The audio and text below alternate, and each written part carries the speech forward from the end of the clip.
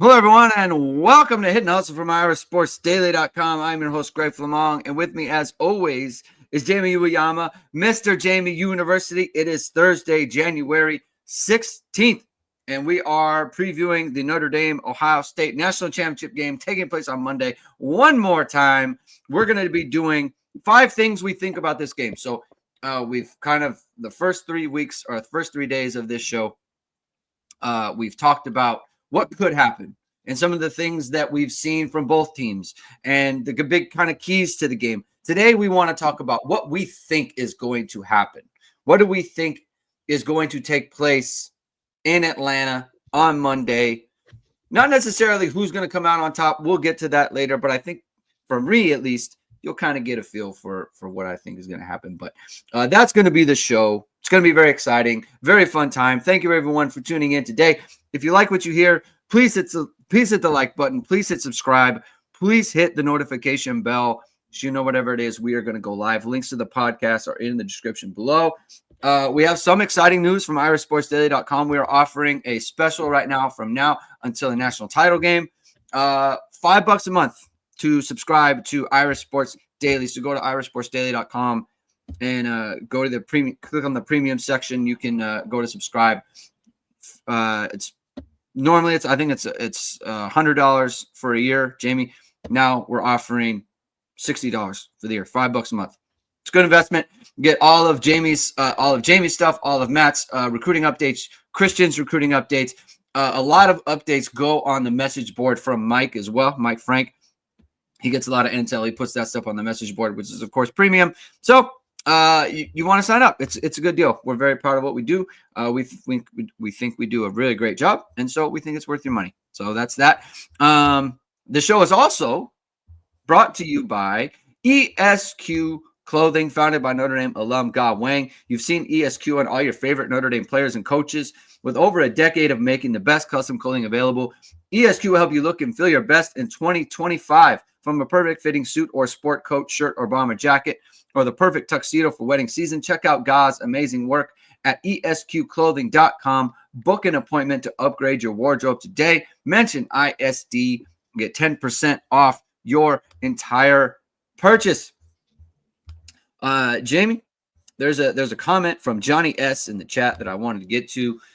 The number of talking heads who have obviously never seen a Notre Dame game astounds me. Greathouse snatching and jocks on that touchdown was masterful, but the defender fell down. Shake my head.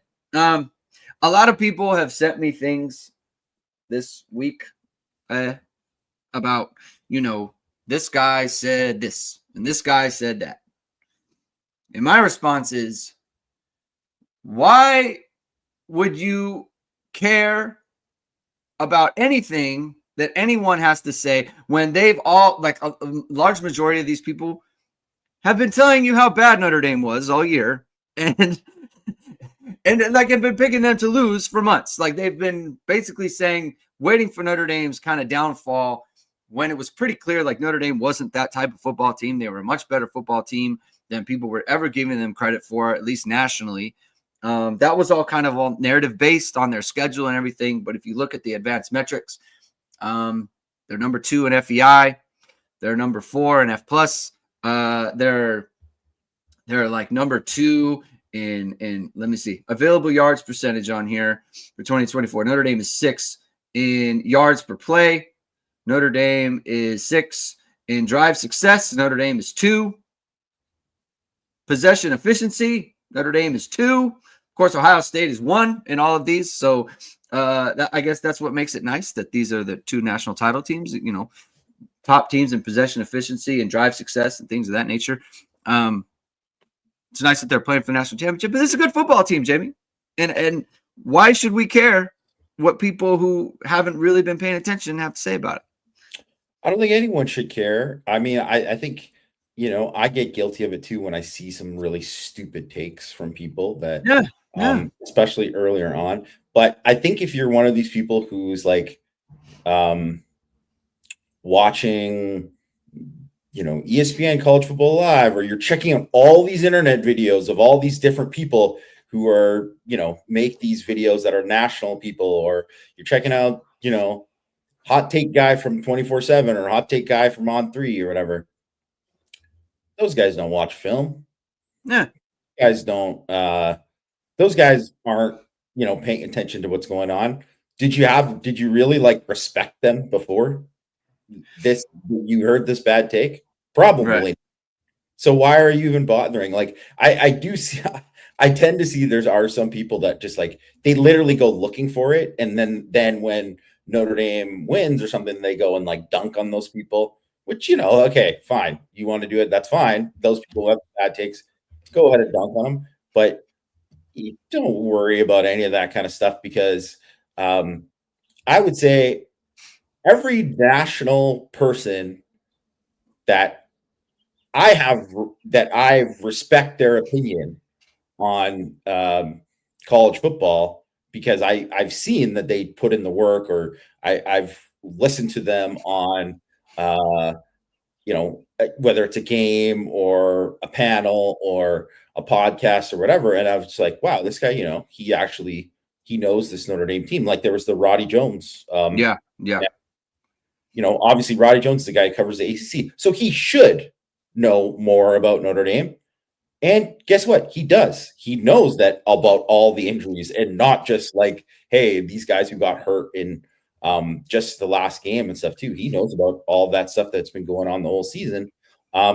So I don't think anyone should don't get worked up over that kind of stuff because there's going to be people who do that no matter what anyways. So if you don't actually respect their opinion, go and seek out the people that you do respect their opinion, and also go and if you don't respect, if you don't have those people, like go check someone out or ask people you do respect, hey, who's someone I should check out?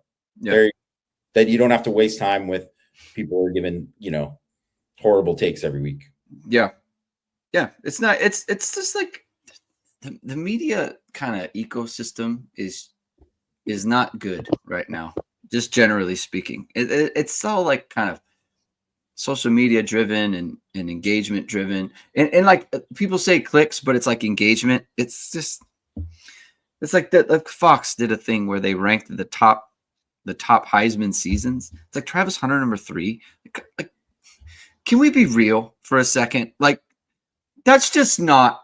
He didn't play. He didn't beat any ranked teams. He didn't play in any big games. Like, look, I get it. Like, he went both ways. That's great. He didn't play anyone good. Like, so it's look. I don't really like ranking Heisman seasons anyway. But let's settle down with some of these graphics and everything. The graphics make me upset. All right, let's do the thing. Yeah, so we do top 5. We both. So it's actually 10. It's actually 10 things we think about the national championship, but we said 5 because it sounds better. What you did 5, I did 5. We'll start with yours, Jamie. We'll do Ohio State will move the ball, but struggle on third down. Why do you think that'll be the case on Monday? Well, I mean, if you look at Ohio State, they're the most complete team in the country. Yes. They don't have they're number 1 ranked in F plus, FEI, all that. Like the reason why they are is because they are the most complete team. Like offense, defense, they present the most problems to people. That's why they're in the national championship game. Yeah. That's why they can overcome their losses. One of the only things that they have not been great at, where they're not like at an elite level, is third down offense. They are not great. They're like middle of the pack in third down offense. And when you consider the talent that they have, that's, surprising, because they have guys who should win one-on-one. They have, guys who can break tackles. They have obviously a quarterback who is, second in QBR overall. I believe he's third overall in pass efficiency. Like, there's all these things there that you should point to them being great on third down. But they're 104th in PFF's pass block grades. They protect the quarterback okay on early downs because they're running a lot of like quick game. They're running a lot of stuff that, play action stuff. They're not doing true pass sets. Well, when you get into a third down, when it's third and medium, third and long, well, you have to do a lot of straight drop back. You can't do as much of the other stuff. You can't do much of, tricking things, tricking people with it, because people kind of know, hey, you're probably throwing the ball here. And Will Howard, like I said, third in overall in pass efficiency. He's 70th in third down pass efficiency, thrown 4 touchdowns, 5 interceptions on third down. Notre Dame, elite third down defense, right? They're fourth in the country in third/fourth down success rate. I believe they're 5th overall in third down conversion rate. They've been as you get, the competition gets better when you're getting into the CFP games. Third down defense, still elite, 25% against Notre Dame. Like, it's hard to convert against them, and that's Al Golden. That's everything they do to present with the pressure looks that they do. That's how good the defensive backs are. That's how much they understand like where the sticks are. There's all of these things that go along with it, and that's been something that just is, they were really good on third. They were good on third down last year. They took a leap this year. Yeah. And it's kind of amazing based on, losing some of the pass rushers that they've lost, and they're still at this, extremely, extremely high level. So I just think that is probably going to happen, where you're going to see like, yeah, they're going to run. They have players, so they're going to move the ball. They're going to have some success on first down. They'll get some explosives because they just have the athletes, right? Yeah. Well, the key is going to be, when you get them on third down, can you get off the field? And I think that's going to happen more often than not for Notre Dame, because that's what they do. And frankly, Ohio State isn't great on third down. That's just not what they've been best at. And when they've played the best defenses they've played, they're like 30% or lower in pretty much all of those games. So I would say like the track record kind of points it out. And I'll say last year, that was one of the big differences in the game.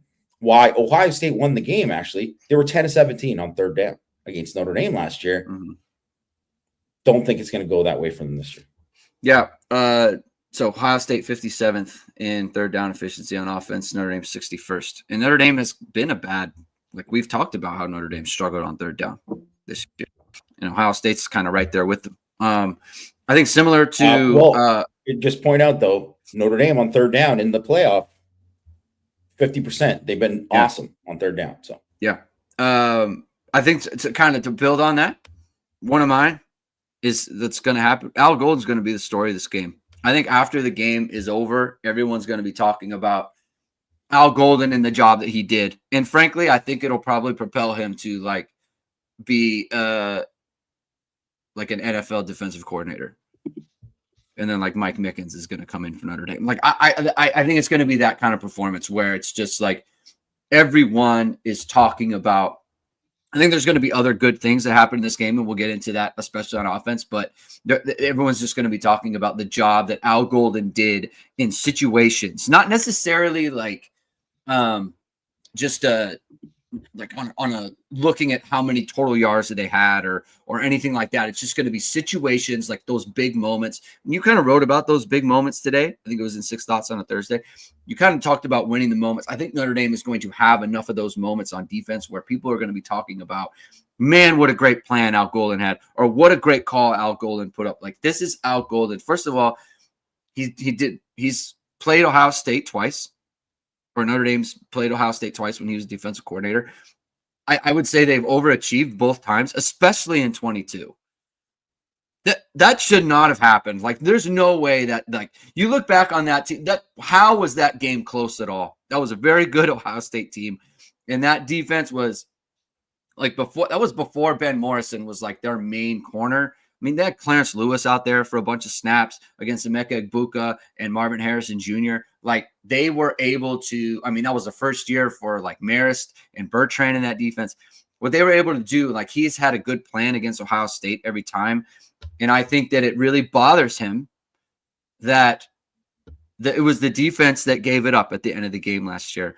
And obviously these guys are motivated for every game. I think that he is going to have a plan in this one. And I think we're going to talk about it like unlike anything he's ever had before. And just in terms of the way that he was able to scheme it up, the way that he was able to, I don't want to say shut them down because I don't think they're going to shut them down. But in the key moments, they're going to come up with the plan and have the correct scheme in place. That's what I think is gonna. That's what I think is gonna be the case on the game on Monday. So that's where I come out on that, Jamie. And I think we're kind of simpatico with the third down and all of that. You're number 2. Jeremiah Smith will be a big factor in this game, a bigger factor than he was against Texas. Talk about it. Yeah, like I think that a lot of because of how that game went, they're going to do more to get him the ball. They're going to make it more of a conscious effort to get him the ball because if they don't do that, then they're idiots, right? Like, and I don't think Chip Kelly and Ryan Day are idiots. Like, I think they are. They know that one of the reasons why they only scored 21 points, the offense only scored 21 points. Yeah. The defense scored 7 was because Jeremiah Smith was a non-factor in that game. Right. Mm-hmm. So he had 1 catch for 3 yards. Basically it was a play. They got him out in space. He made a couple guys miss to get the 3 yards. It was a pretty impressive play, but they targeted him 3 times. That was the only catch. Right. And frankly, he wasn't open. Like there were plays where Will Howard didn't feel comfortable throwing him the ball. Like it's like, hey, this is like a window. You got to make this throw.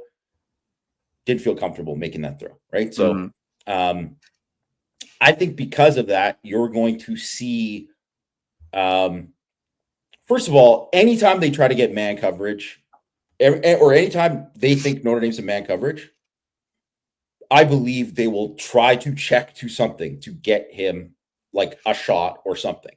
Yeah. Right? I think that is 100% going to happen.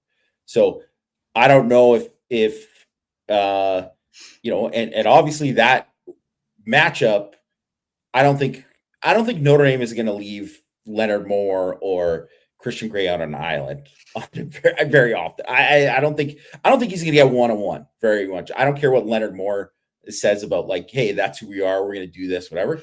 They're going to do some, but not very much. And I would guess that as much as they can, they're going to be very conscious of like, hey, we're in man here. If Watts is the single high, he's going to be looking at Howard and seeing like, oh, he's staring right at like I got to break on this, right? So I think there's going to be that, but I just think there's going to be ways where I think against Tennessee he lined up in the slot 41.2% of the time, by far the highest of his season. He was like 15% in the slot all year, so that obviously is a big uptick in that game. Part of the reason why he had a monster game there too. So I think you're going to see him move around more. I think they're going to try to have specific plays where they just say, hey, we're getting him the ball here. And we're just going to say like, even if it's something short, we're going to try to get him plays after the catch. Do I think that he is going to take over the game in a way that he did against Oregon and Tennessee? No, because I don't think Al Golden will allow that to happen based on how they call the game. But for sure, he's going to make at least one play where you're like, oh my gosh, this guy's just freaking amazing. Whether it's some really crazy one-handed grab on a contested coverage, whether it's some kind of play where, he breaks something after the catch, he's going to be a bigger factor than he was against Texas. I don't see a guy who, people call a cheat code. Some say he would be the number 1 pick if he was draft eligible. Like he's going to be at least do something in this game. Yeah. I think a lot of the time after someone has like a big game, like he did against Oregon, it's kind of like the next game. You don't really game plan to get them touches just because you feel like they'll come naturally, like kind of a let the game come to me kind of thing. And then you get caught up and it's like you look up and it's like, shoot, like he only has one catch for 3 yards, We haven't really done anything. And maybe Texas, Texas has something to do with that as well. And so maybe that's a factor in it.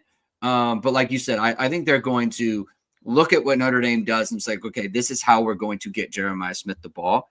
And if they want to, I think they'll be able to get it to him. And they motion him in the backfield. They get him on those little, not like a jet, but like a across the field motion there.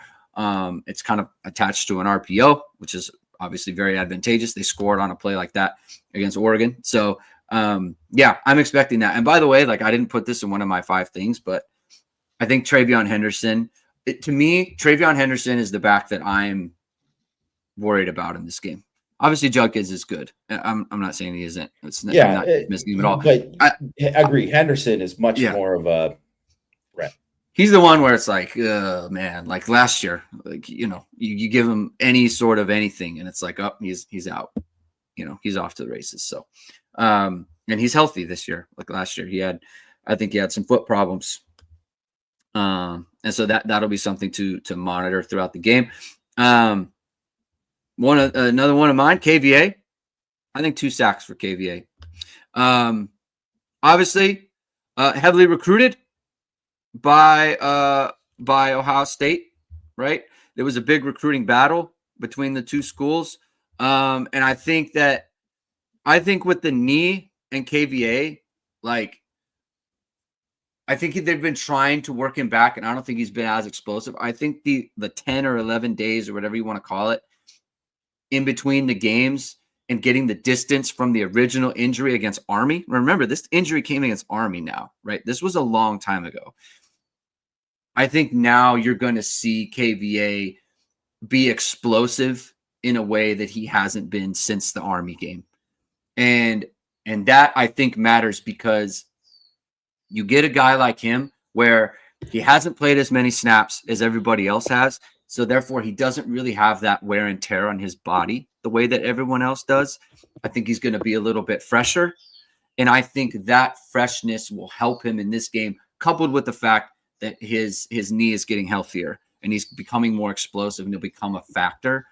I think he is going to be part of, why people are talking about all gold in this game. Cause I think the package that he is a part of, he is going to make a couple of plays in this game where it's like, we're reminded, oh yeah, this is why it's such a key thing that he is on the football team, where it's like, you see a play like that from Jeremiah Love in the last game where it's like, he's hurt, but he makes a play on the goal line where it's like, that's special. No one else is doing that. And I think KVA, he made a play like that against Louisville in that game, right?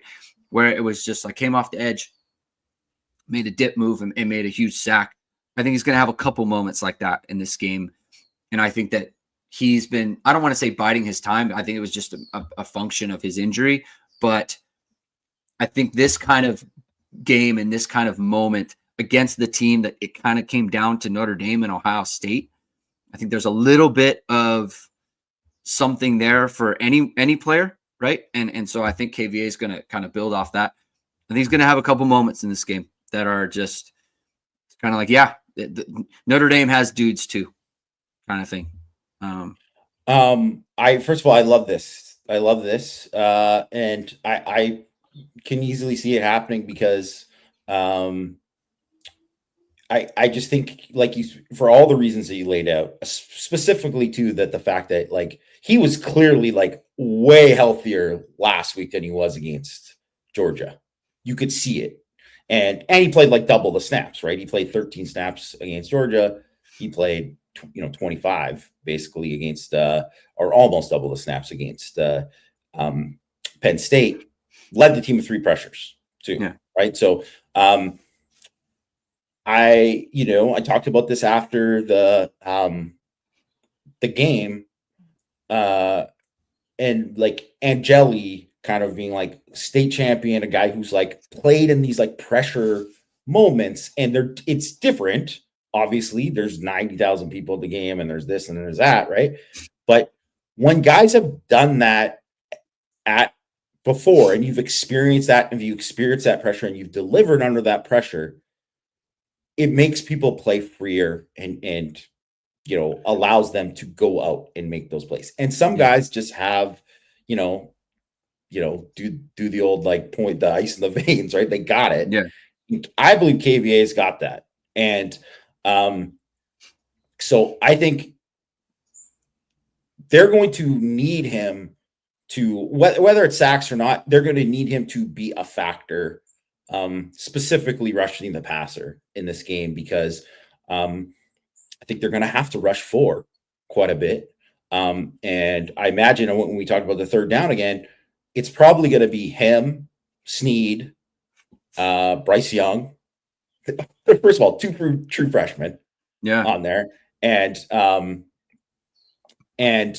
Heinisch or Cross, right? Like, it's going to be one of those guys that they are using, probably Cross, as long as he's healthy, but we'll see. So those guys are going to be all big, and really, I think KVA, I don't know. I just think KVA, and I've always been like a huge believer in his talent, and he's just pretty much like in every game, he always shows up in some way, and I believe he'll do it again. Yeah, that's I'm predicting it. It's going to be a big time player. For you, third one, Aneas Williams will have a big day catching the ball again. Yes. So obviously he had a big day against Penn State. Was a huge factor in the game. Obviously caught the one when they got him lined up outside on linebacker Kobe King. He won. Great little sluggo move that he won. Catch the ball over shoulder. I said when he originally, was being recruited by Notre Dame that he has like slot receiver skills, right? Mm-hmm. Very similar to Kyron Williams. He has those kind of things where he's got the hands, he can run routes, he can do all these kind of things. So I think because he's a weapon that you can use and do those, kind of things like that he does, he's going to be a factor, just period. Would have been a factor, period. But I also think that there's just things in the game where there's going to be like, because of their pass rush, there's going to be a lot of check down stuff.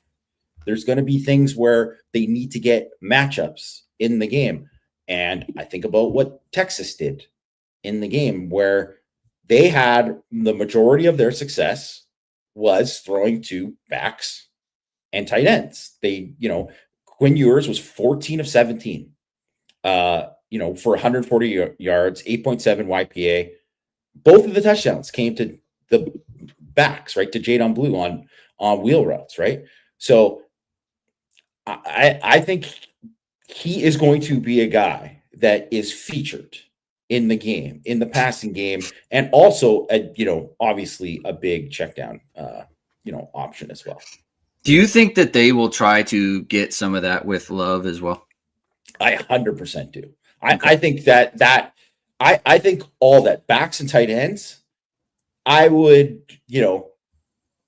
if you're one of these people who bets on like, I don't even think, I think they take out the over unders now. Maybe you can still hit overs or whatever. They give you like over whatever yards, but they take out the unders from it.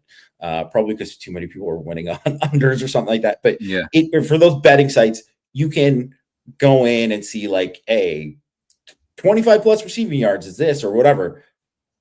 I think those guys will, hit their number or be over, most of those guys. I think so. And I'd look for that, because those are the things too, that in this game where, even though I think you can get some of their, corners and go after them, it's going to be a lot harder to have the time to like chuck it deep. And also too, you're always wary of those safeties as well. So I think you're going to do a lot of stuff where, there's going to be a lot of short passing game stuff, which Leonard is great at. Yes, he is. He is he's very good and adept at that. Let me see. My next one, kind of on let's talk about the passing game some more. I've got Jordan Faison going over 100 yards receiving in this game. I think he's going to have a big game. obviously. I think, part of what you talked about too with high school players and state championships, Faison has played for a national title and won already this year in lacrosse. And I think that matters. I think that matters a lot. Like that's a huge lacrosse. That's a big situation. That's a huge game for those lacrosse players. It's no different really from a pressure standpoint and from a hype standpoint and all those things. He played for a national title, played well in that game, scored a goal in that game. And so, and they went on to win. And so I think that for him, he's been a part of these environments before, or at least those emotional environments. And not just that, but we saw Texas's receivers have success against Ohio State secondary. Now, they got to hold on to the ball, right? And Jordan Faison's got to hold on to the ball, like Isaiah Bond's standing by himself in the middle of the field. He drops it, right? Matthew Golden, like he had success in the game before he went out and got hurt. They had trouble with Tez. Is it Tez Johnson or Tez Walker?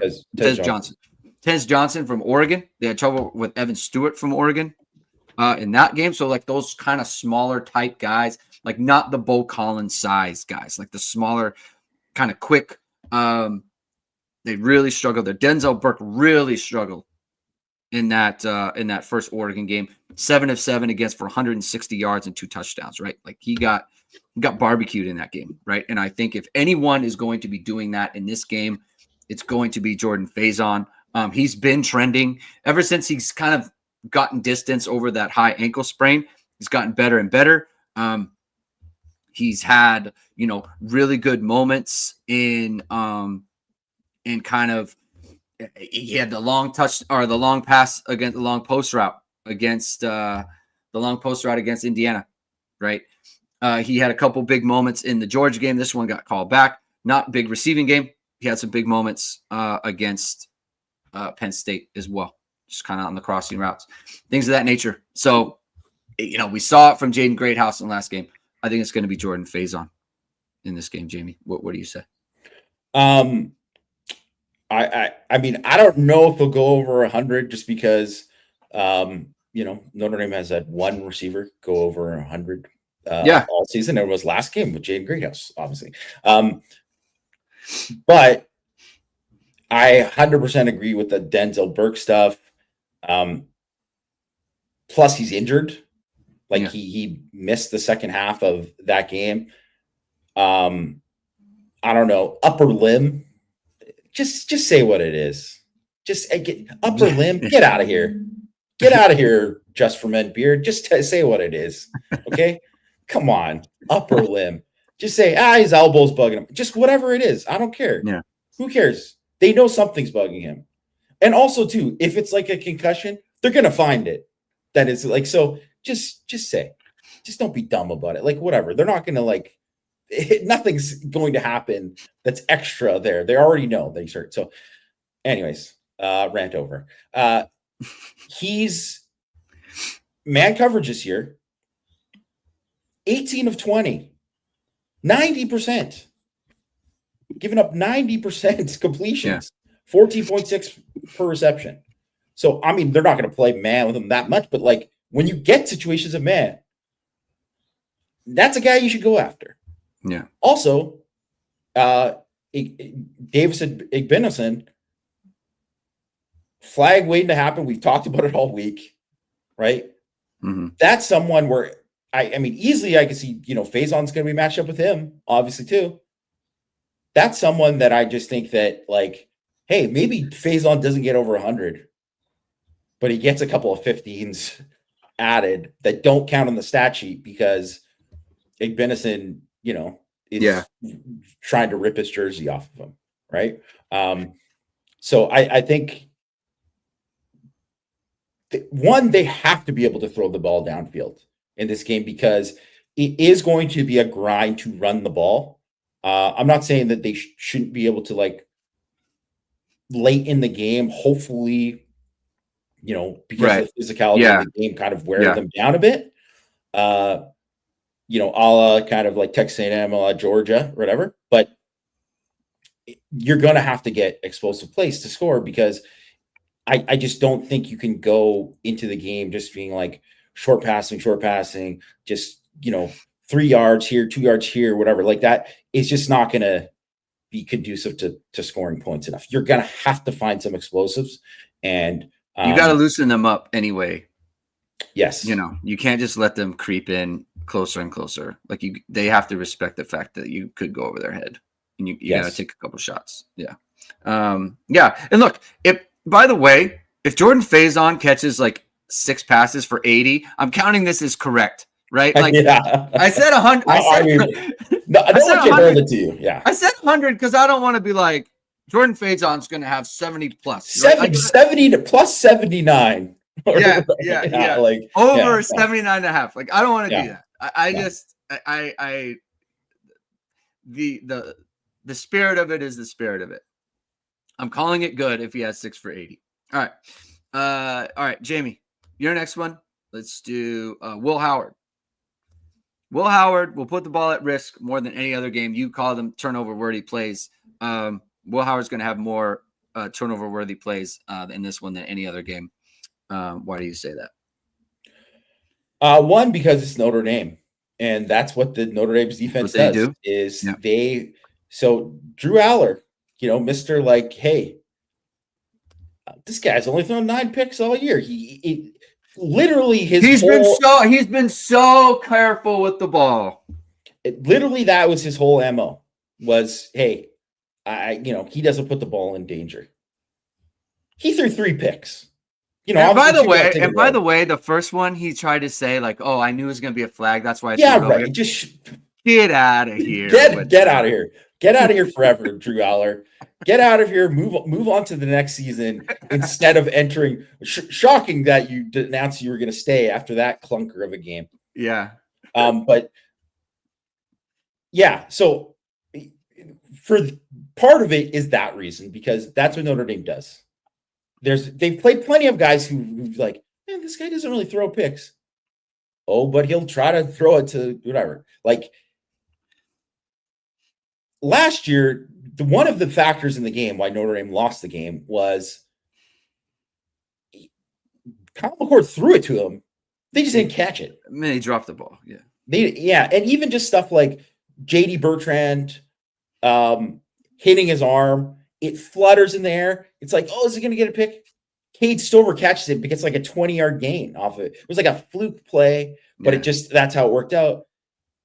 In a lot of other scenarios, that's like a pick, and maybe it's going back for a pick 6 or something, right? Like, so there's just stuff like that, obviously, that can happen within the game. But like, he's had 3 turnover-worthy plays against Michigan, his worst game of the season. I don't think Notre Dame is going to, everybody just knows, they talked about it all week. Oh, no one's better at throwing against man than Ohio State, right? And it's true. Like they absolutely, because they have the athletes, they scheme up stuff well. Jeremiah Smith is a problem. Emeka Egbuka is a problem. Cardinal Tate is a guy who can win against man. Mm-hmm. They have the receivers that can do it. But they're going to play. Notre Dame is going to play. I don't care what they're saying pregame. They're going to play more zone than they normally do in this game. I know that. I think that's a fact. Like I would be shocked if they're like, hey, guess what? Jeremiah Smith, let's go 1-on-1. No way. They're not doing that. Well, not just that, but Will Howard doesn't like it. Yeah. He doesn't like throwing against zone. No, he doesn't. Yeah. He doesn't. And he's a worse player against zone. 9 of his 10 picks came when teams didn't blitz, when they're, they're not bringing pressure. They got answers versus the blitz. That is pretty good. Not to say that Notre Dame's not going to blitz, but they're not going to blitz probably as much as they have the last 2 games where they've been around like a 50% blitz rate on dropbacks. It's not going to be that much in this game. So it's going to be a little less. They're going to sit back and play more zone. And no one presents stuff and takes away stuff, makes you think that, hey, your first read is this, whatever, better than Al Golden and Notre Dame's defense. So I think and plays does their role within the defense in those plays too, where they understand their leverage and all of those kind of things. Mm-hmm. So I think it's just inevitable that, he's going to throw the ball and give Notre Dame a chance at least a few times in this game, and probably even more. If they can get him, you got to get him into those obvious passing situations. Right. But even then, you can get him on first down where he'll throw more quick game stuff that are picks, and he threw a quick game pick against Penn State for a pick six because he's someone who wants to, if he sees that first read, he just wants to get it. He's not as careful with the ball as a guy like Aller. So I think that there's going to be opportunities there for Notre Dame to take away the football. He's going to do it more often. They got to catch it. And they got to be able to take advantage of it. Because let's face it, like, there is no scenario in this game, or it's a very small percentage, I would say. Maybe not no scenario. It's a small percentage that Notre Dame can win the game if they don't win the turnover battle. And if they win the turnover battle, I think there's a pretty good chance they're going to win the game. So I think that's something to think about. Talk about those moments. Got to have those moments. Yeah.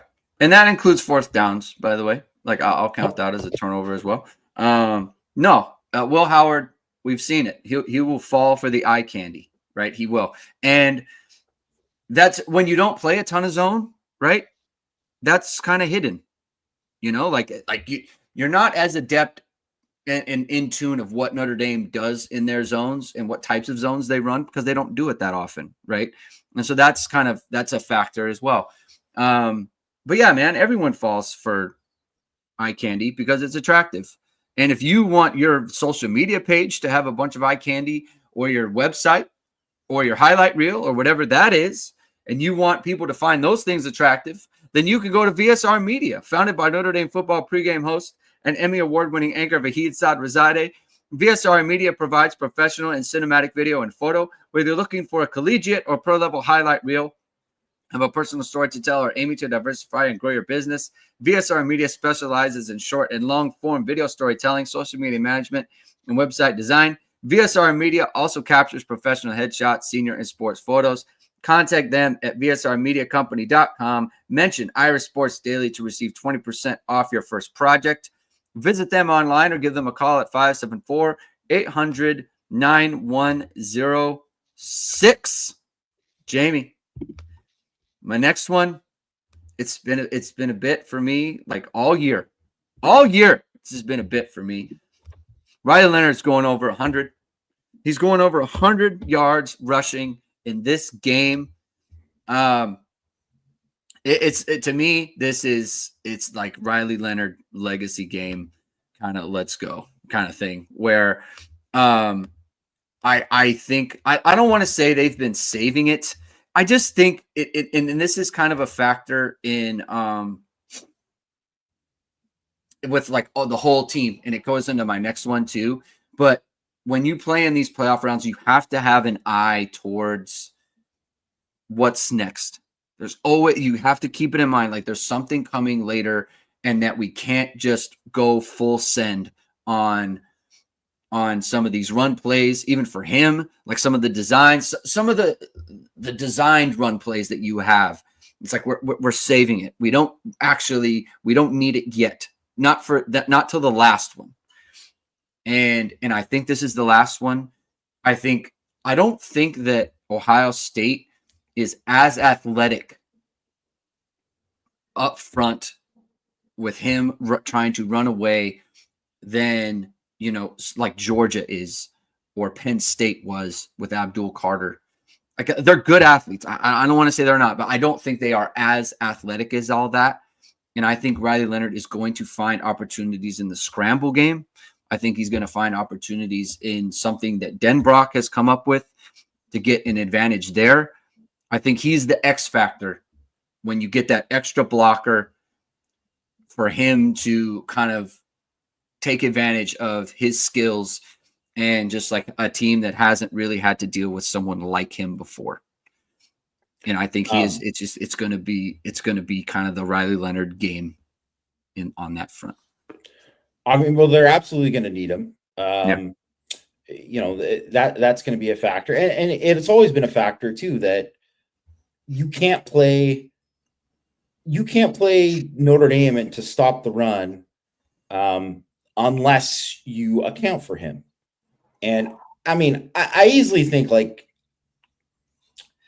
Caleb Downs and Lathan Ransom they're difference makers in terms of how they play the run. They're the best.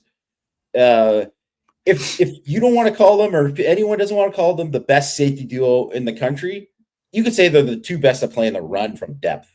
They are the two best. And I know that's a lot when you say like where Schuler and Watts are. Because Schuler and Watts are on Notre Dame's team, they can't play a better safety duo. Just put it like that. We don't have to quibble. They are the best safety duo that Notre Dame could possibly play this year. Absolutely. And they take away so much because of it. And they are both just great athletes. So that is going to be, something that's important, right, in this game in terms of like what they can do, those guys in terms of like, what they're going to do. It's not like but the thing is that Notre Dame doesn't run like a ton of zone read stuff. So they're not there. But I mean, like you said, this is a game where you empty the bag in terms of like what you're doing quarterback run stuff. I think they have done a good job of just kind of like mixing up things there. Mike Denbrock's done a really good job there. But I think that is going to be something that is important. And they haven't, the fact that Ohio State hasn't played, Big Ten, recruit some friggin' dual threats here. Get these statues out of here. It's modern football. You know what I mean? Like they just don't. There's not a lot of guys in the Big Ten that can run apparently, but like they haven't really, had to face guys or anyone kind of similar to them. Which is funny because I was looking at Notre Dame's schedule, just peeking ahead to Notre Dame's schedule for next year and who's returning at quarterback. And man, they're going to play a lot of dual threat quarterbacks. We'll see if those guys are still the quarterbacks because some of these guys, it's like, I don't know if they're going to win the job or just keep the job or whatever. But based on the guys returning, they should play a lot of dual threat guys, way more than they did this year. And Jim Knowles just hasn't had to go against a bunch of guys. And I mentioned in the thing about how the scouting report about how Caleb Williams was kind of the last guy that he had to do when Caleb Williams was at Oklahoma as a freshman in Bedlam when Jim Knowles at Oklahoma State, 74-yard scrambling in that game for Caleb, had a big, I think he had a 50-yard run on a scramble too. So that's something that, will be interesting to factor in when we're kind of looking at it and all that. Obviously, his mobility has just been so huge for Notre Dame, not just in the running game, but just his ability to escape sacks, which it's been elite. Yeah. CFB Hertz notes 134 gets him to 1,000 on the season. The dream is still alive. The dream lives. Called it before the year. Riley Leonard, 1,000 yards rushing. We said before the show, it's kind of almost like not a good call at this point because this is their 16th game. But hey, he's gonna get there. It doesn't mean that it would. It doesn't mean that you count it. You count it, Jamie. You count it. All right, your last one. Howard Cross has his best performance since the Louisville game. Notre Dame probably needs this as much as anything else. They absolutely need it. They absolutely need it. I mean, Howard Cross just horrendous injury luck all year. Yeah. And believe me, I just know, I know that there's probably people who, just because there's just fans everywhere. I mean, I don't look at the game day chat for ISD, but I imagine there's people who are like, Howard Cross this, whatever, right? Who don't really appreciate how hurt this guy has been for a good chunk of the year. But he has not even been, anyone can see it. He hasn't been close to the same guy that he was last year because of the injuries. And, obviously this ankle thing, you see him like hobbling off after each series or running off the play. The guy's like, limping on one foot, and he's still like an effective player. He's not the same player, but he's still effective. This is just more of a feeling. I think those few extra days, maybe give him a little something. I also think he's a guy who's going to dig down deep and is going to be able to come up with his best game. Plus, Carson Hinsman absolutely owned by Howard Cross last year against Ohio State. Like, it was a factor. It was a major factor in that game. 5 pressures for Cross, 4 run stops, just dominating, really. Just like one of the things where they probably thought, hey, Hinsman's not the center. He's the center for right now because we have nobody else. But we got to get a center in the portal, which they did. Yeah. They got Scott McLaughlin from Alabama. Was probably because of that game. They were like, oh, man, he can't block the guys, the top guys. He can't do it. Yeah. Obviously, McLaughlin's got hurt. And Hinsman has to play. He's not a good player. He's a below average player. They are playing Luke Montgomery, who has looked pretty good, as this thing. He's got his first start in the last game. He's looked pretty good, was, a highly recruited guy that, Notre Dame was after, but he's inexperienced. Inexperience always a thing when you're talking about like, hey, what's Notre Dame does do with some of their stunts and all that kind of stuff. And the other guards, Shabola, who's the starter, he's not a good player. Like he's a monster, but he's not a good player, especially in pass pro.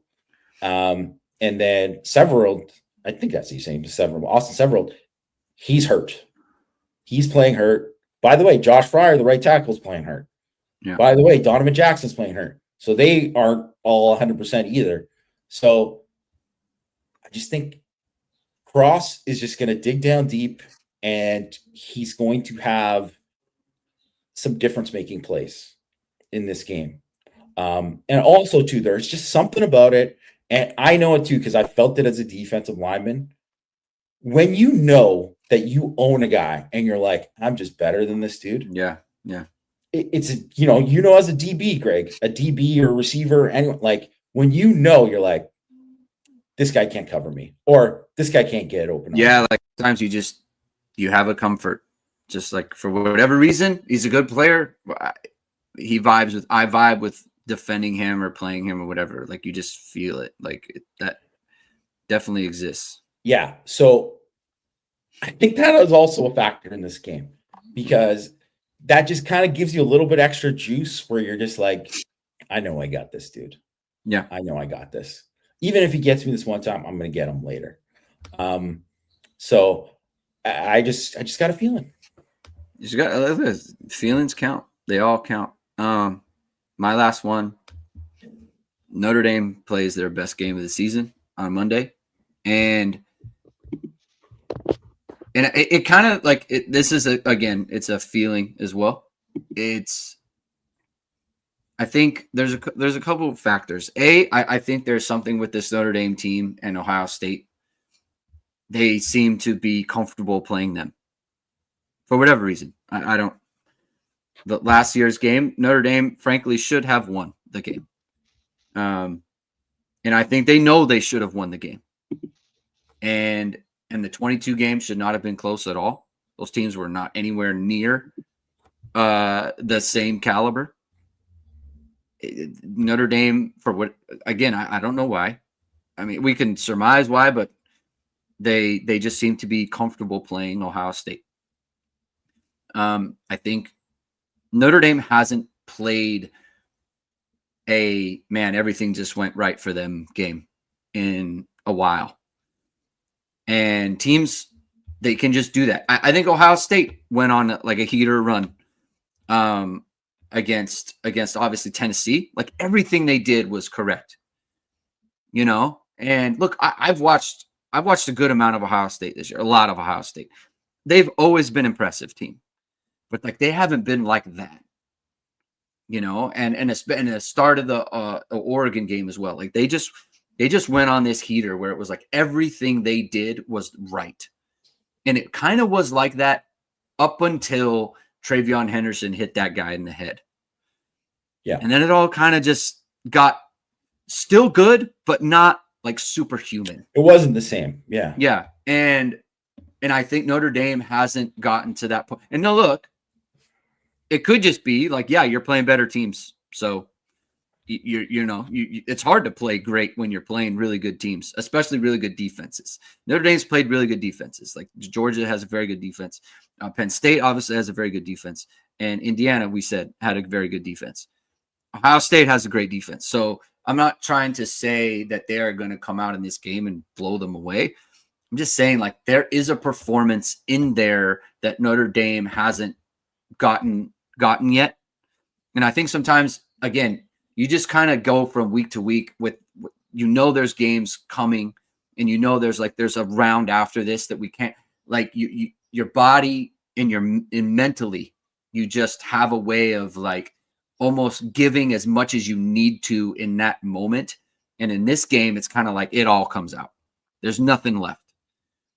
Everything we were kind of saving for, my body, mentally, it just all comes out now. There's nothing to protect. There's nothing to hold back from. It's just, this is the time. And I think that for the team, instead of pressure, they're going to feel like almost a release, not a relief, but a release of it's full send now. It's everything that we have to get to this point, and now we're here, and we're just going to play as well as we can. And again, this is just a feeling. It isn't somewhat like analytical X's and O's schematic thing. It's just, I think that they're ready to play their best game of the year.